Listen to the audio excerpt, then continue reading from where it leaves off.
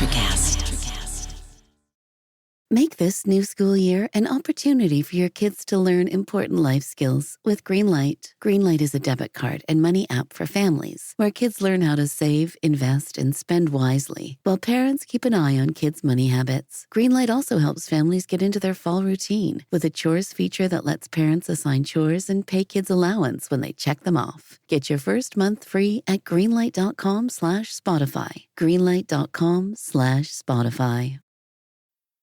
The IKEA Business Network is now open for small businesses and entrepreneurs. Join for free today to get access to interior design services to help you make the most of your workspace, employee well-being benefits to help you and your people grow, and amazing discounts on travel, insurance, and IKEA purchases, deliveries, and more. Take your small business to the next level when you sign up for the IKEA Business Network for free today by searching IKEA Business Network.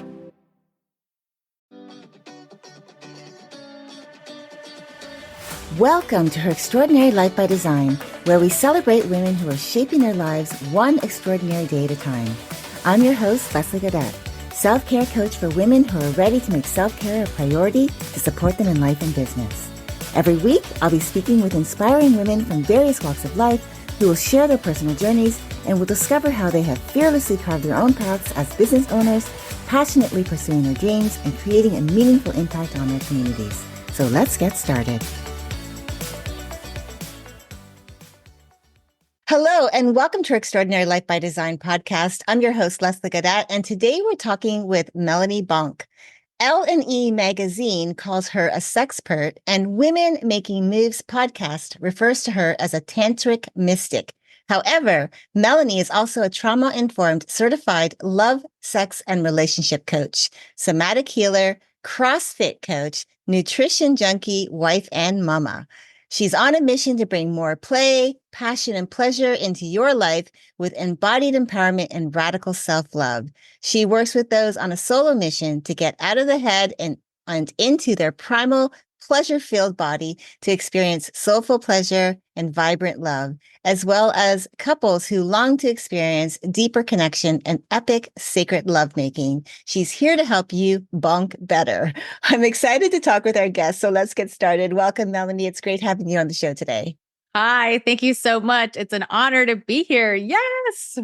Yay, I'm so excited. So before we get started, it is a tradition for me to start my podcast episodes by having my guests share a little bit more about themselves. So please tell us more about Melanie the woman, getting down to the raw, real you, and then we'll talk about what you do.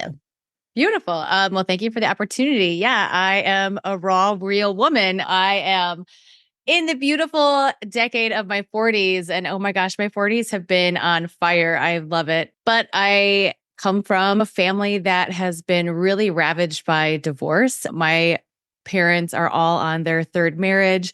So when I actually did come together with my partner 25 years ago, I looked at it in a completely different light. I think I would looked at it in a very serious manner. I really actually started diving into what the heck makes a relationship thrive through the decades, because it's just something that was super important to me. And I knew, especially if we had kids, I didn't want to put my children through the divorce havoc that I went through as a child. So I really started diving in. My husband and I, unknowingly, without the tools, we started kind of healing our traumas together. And it was a little bit rough at times. We definitely went through many years of growing pains, and we stayed together and we learned all of these tools. And then I actually became kind of like the expert in my family and friend circle on relationships, on thriving sex, on how to create like this container of safety and expansion with my partner. And so I actually went into, after my kids were out of the diaper phase, I've got 4 lovely boys. So there's definitely some cosmic things happening where I am raising kings and raising this new generation of embodied men. So after we were out of the diaper phase and out of me going the PTO meeting phase, I went in and I got a certification in sex, love, and relationship, a really trauma-informed base, but also based in Tantra, based in thousands and thousands of years of practices and rituals that really brought for me my essence and my spirit and my vibrancy really online. And then together as a couple, we went down a very delicious path where we are right now. So I know that's a really like nutshell version, but yeah, no, that's okay. No, I appreciate it. And, I want to get into what you do because I'm fascinated. You've said that, you've told me that Melanie magazine has labeled you a sexpert, and the Women Making Moves podcast describes you as a tantric mystic. Can you share with us what inspired you to become a trauma-informed love, sex, and relationship coach, and what your journey has been like in this field? Yeah. My partner and I have always used sex as a barometer for our relationship. So if we weren't intimate with each other for a certain amount of time, and, every relationship has ebbs and flows, there's weeks where it's like we're ships passing in the night. But I could understand how that would created separation between us, how we started to be more like roommates instead of lovers. And so really getting into the kind of the science behind that, kind of finding out the fact that when we're so connected, when we're in this space of sacred lovemaking, we are connected. And there is like this energy between us, even if we're not in the same building, we can still feel each other's energy. So that kind of really helped us and helped me create this atmosphere of sexually thriving. And when I say sexually thriving, I mean, we use sex now as so much more than just intimacy. It's really a healing tool. It's an opportunity for each other to hold each other, for us to fully express. And by fully express, I mean, sometimes I am in a deep pleasure state and there's a big wave of sadness that comes up, and I'll just end up having like what I call a crygasm, where I'm in a just full body pleasure but also crying my face off because I'm allowing these unexpressed emotions and trauma to be really released through pleasure. And I find that allowing your body to do that and allowing the pleasure to be on board with all of the emotions, whether they're labeled good or bad, it allows you to actually kind of ease into them a little bit further.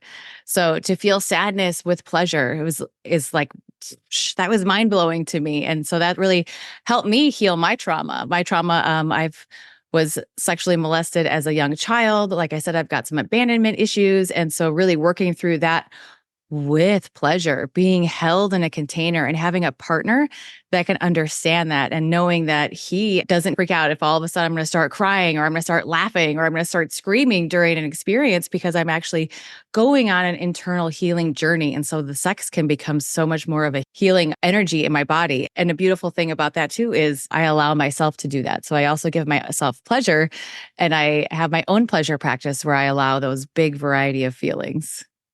Yeah, I love how you talked about that connection piece between your husband and you, like paying attention. It's not easy to be married a long time. I've been married just over 28 years, so I'm right with you in the double digit decades, right?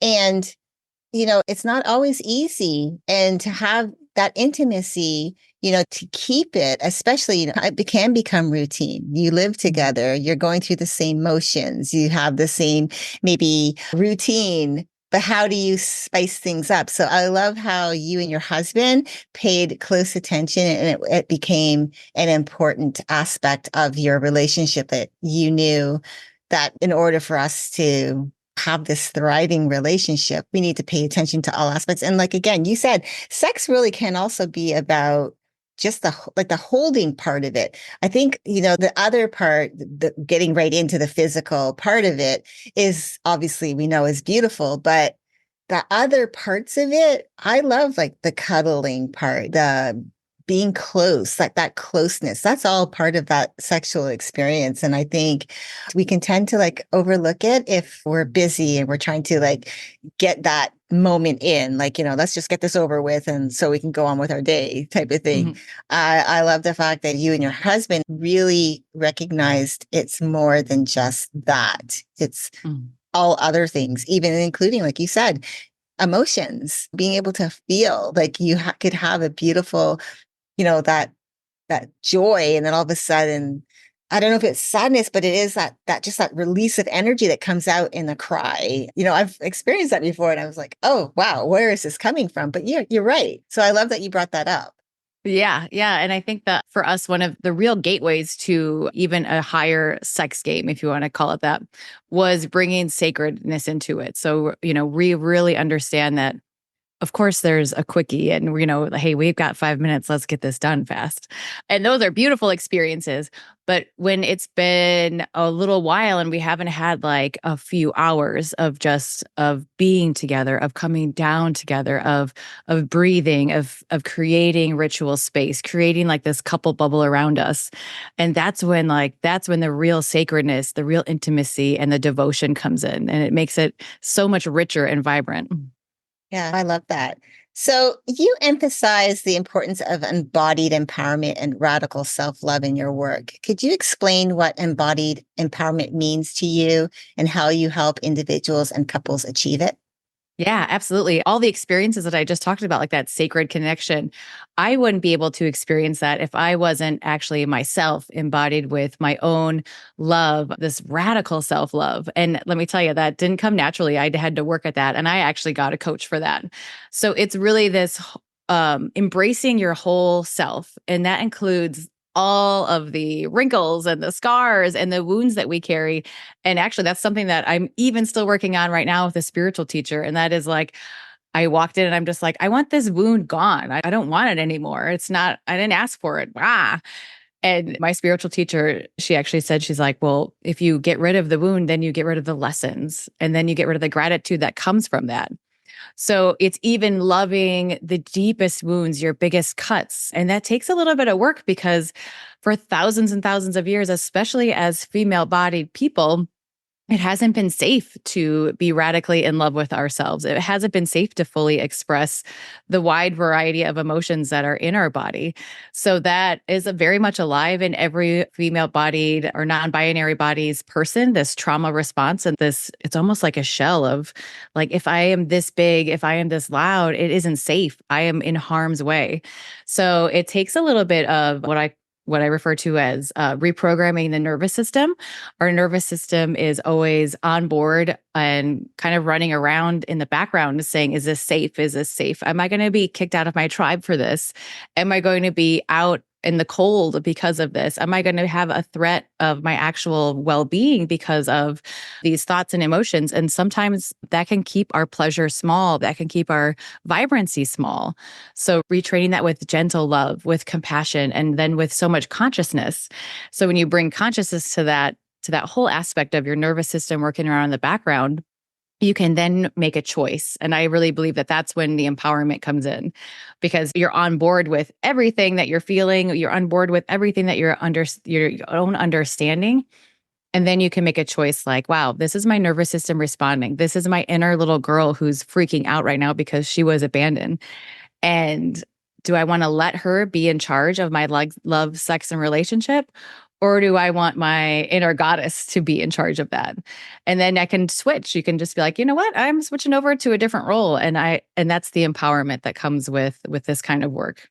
Yeah, one of the things I wanted to follow up with, though, too, is it is a natural part of our life, but it's almost taboo to talk about pleasure. So, how do you work with especially with your clients, whether it's women, whether it's just men, whether it's a couple?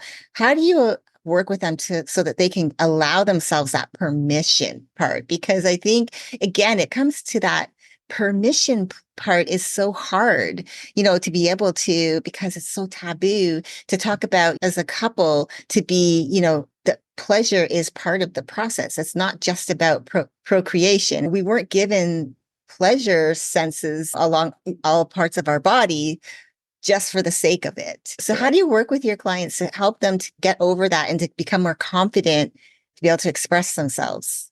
I really help them dig into the imprints and the conditioning that have been entering their system, their bodies, their minds, their psyches since they were born. Even if you are a baby, let's say, and your hands go down to your genitals and your mom takes it away and like wrinkles her face and says, don't do that. That creates an imprint on that infant.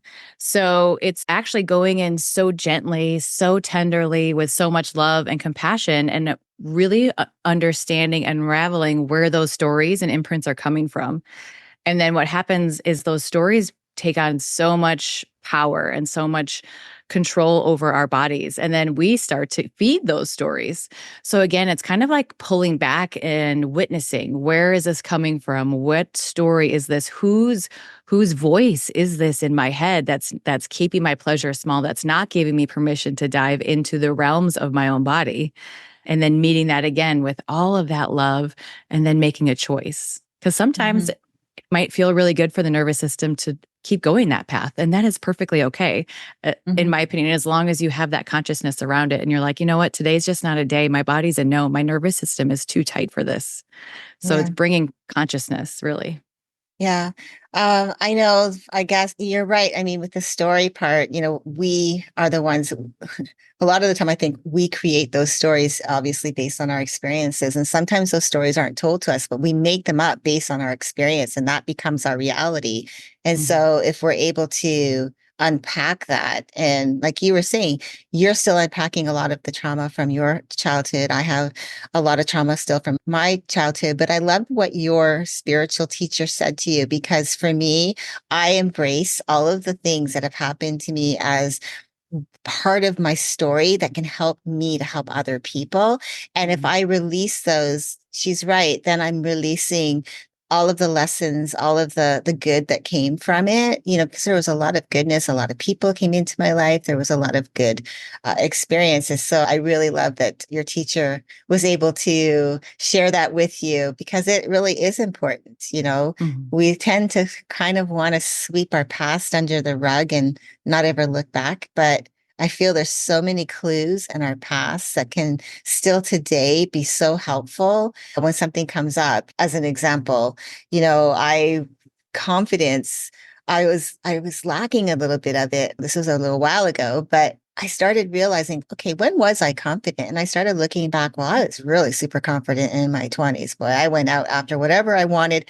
I went after it. The word no didn't even seem to be part of my vocabulary. I always felt like I was just that confident that in my abilities to do. And I'm talking about work wise. So I was never afraid. And I think as the decades went by, I started becoming less confident. And I think a lot of that's just the outside noise, the external noise that kind of made me look and take a second look like, oh, maybe I need to dial it back. But I realized, no, there's still so many clues from my past that can help me. And I think too, when it comes to our pleasure experience in life, with our partners, it definitely can come, whether it could be negative based on our past, and we look at that as the driving force, or we can use it to say, okay, that was how that was. That was the experience that I had. I don't want that with this person. How do I make it work? So I love the fact that there's people like you out there that can help someone move through those, which is what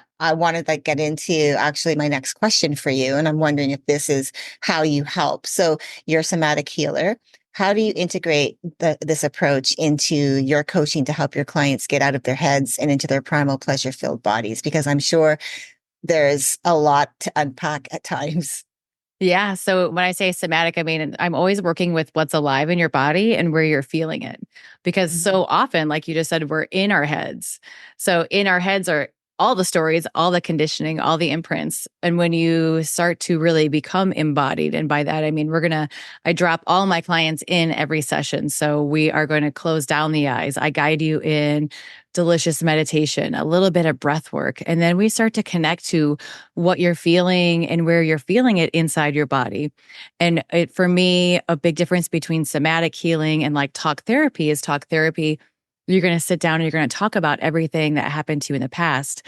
Whereas somatic healing, what I do is I'm concerned as to what your body's holding on to and what that has to say. So we actually give these body pieces. So like sometimes I've got a client I just worked with last night, and she was holding things in her solar plexus, that area beneath your rib cage. And when we were talking about this certain issue, she's like, "Oh my gosh, my solar plexus right now is raging. It's twisting. It's tight. It feels so heavy." So we bring consciousness to that. We say, "Okay, I see you, solar plexus. I hear what you're going to say, and I really am creating space to give you the microphone, to give you space to communicate what it is." And even with just that recognition, just that acknowledgement, most of the time my clients are like, wow, it's really loosening. It's lightening up. And now it has this wisdom and it's holding on to the wisdom. It's holding on to your desires. And that's the magic, is that I'm really a guide into your body to find the magic and the wisdom that's already there, because your body's holding on to all of it. And it's just whether or not you're getting into it and listening in the right aspect with the right tools. Yeah, absolutely. I love that. I love the fact that the way you talked about it is you do talk about it, but you're also looking at like, where are we holding it? Because there's always a place that we're holding it. Even I found a lot of my trauma was here. I couldn't speak, and I had to learn to heal that part. Right. And that was just, getting the confidence to speak up for myself.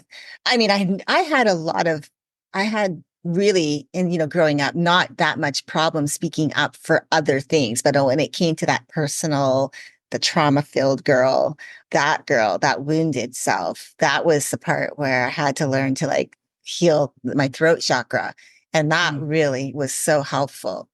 So again, I really love what you do. And I think this is, it's really great to know that the way you approach it is from that feeling where it is in the body, and being able to like recognize it and being able to talk through it, and helping your clients to acknowledge that it's there. They don't have to say, oh my gosh, no, to go away, because that doesn't help, but to actually help them to heal through it and not have to try to like put it under the rug, which we most of the time we try to do. So thank you so much for that. I appreciate it. Yes.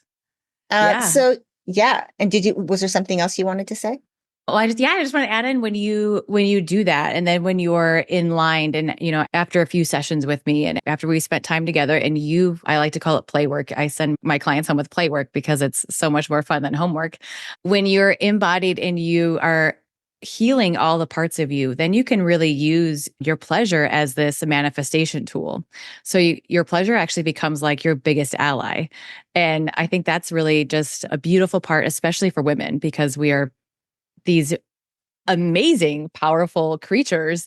And sometimes our power is diminished. And so when that comes back, you can really use your pleasure. You can do practices like sex magic, where you're going to manifest anything you want in your life, whether that's a career or a partner, or I mean, I manifested the house that I live in right now with my pleasure and with all that energy that you build up in those healed body parts. And that's really where I think like full alignment and full embodiment comes in, and that really moves you into that empowerment phase. Yeah, that's great. That kind of answered my next question. So I'm not even going to go there. So thank you. But I did have a final question for you. So you've got extensive work doing what you do, helping couples and individuals foster deeper connections, enhancing their intimacy. How do you view the role of leadership? Because I think there's that leadership within like the personal relationships and love. And what advice would you give to someone or even a couple looking to take the lead in transforming their approach to love, sex, and relationships? Actually, a different teacher of mine, she told me, and this kind of really started making sense the more I experienced it, actually, is that women tend to be the leaders in a relationship. So we have this natural kind of like inclination to kind of guide us towards what's next. And then it does tend to take, if your partner is a male body, it does take there are a few steps back sometimes in this area.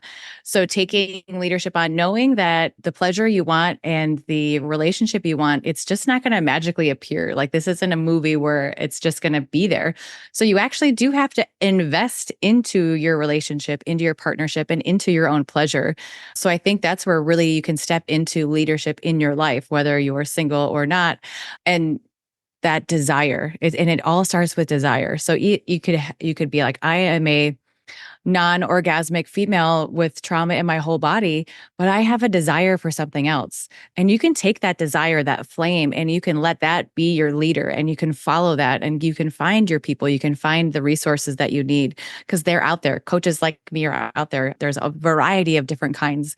So I think it's really just leaning into the desire, that little inkling for more, that I want a little bit of what she's having, kind of on the buffet of cosmic appetizers. And I think that if you just follow that desire, I want more. I know that there's more for me in this life. I'm only here for a short amount of time, and I want to be having the best freaking time and being the most pleasure filled I could possibly be. You can make that happen. Yeah, I love that. Oh, thank you so much. I appreciate you joining me today and sharing what you do. Your approach to integrating play, passion, and pleasure into people's lives is fascinating and I'm sure incredibly enriching for the people that you work with. And you offer a new dimension of fulfillment and connection through the work that you do. And I really love that. I'll make sure to include your contact information in the show notes for anyone interested in exploring your coaching and somatic healing services further. And I hope our listeners are inspired to embrace more joy and connection in their relationships and to pursue a journey of radical self-love and embodied empowerment. Again, Melanie, thank you so much for taking time to share with me today your knowledge and your experiences. Thank you, Leslie. It was amazing. And to our listeners, remember that enhancing your relationships and nurturing your personal growth are journeys well worth embarking on. Melanie's wisdom today is a testament to the profound changes that can occur when you commit to fostering deeper, more meaningful connections in your relationships. Melanie, is there anything else you'd like to share before we sign off for the day? Yeah, Leslie, I'm so excited. I've got a pop-up pod experience. So if you go to melaniebonk.com/pod, POD. You can just enter your name in your email and I will send you for 3 weeks a different experience to begin becoming embodied in your own empowerment. And these practices are for every human. So you can really just get a dip and a feel into what it's like to live this life of radical self-love and empowerment. Oh, I love that. Thank you so much. You definitely want to check that out. If you are looking for deeper connections, fostering a better relationship, not only with yourself, but with your romantic partner, definitely check out this pop-up pod that Melanie has just shared with us. I hope that you have an amazing rest of your day and a beautiful week ahead. Until next time, keep dreaming, keep believing, and keep designing your extraordinary life one day at a time. Thank you for joining me on Her Extraordinary Life by Design. I hope you've been inspired and empowered by the incredible stories shared on this show. If you enjoyed this episode and the conversations we've had, I would greatly appreciate if you could take a moment to leave a review. Your feedback and support mean the world to me, and it will help others discover the podcast and join our empowering community. Remember to hit the subscribe button so you never miss an episode. Together, we can continue to learn from these amazing women, uncover their extraordinary journeys, and be motivated to create our own lives by design. Thank you again for tuning in. Until next time, stay empowered and keep shaping your extraordinary life one day at a time.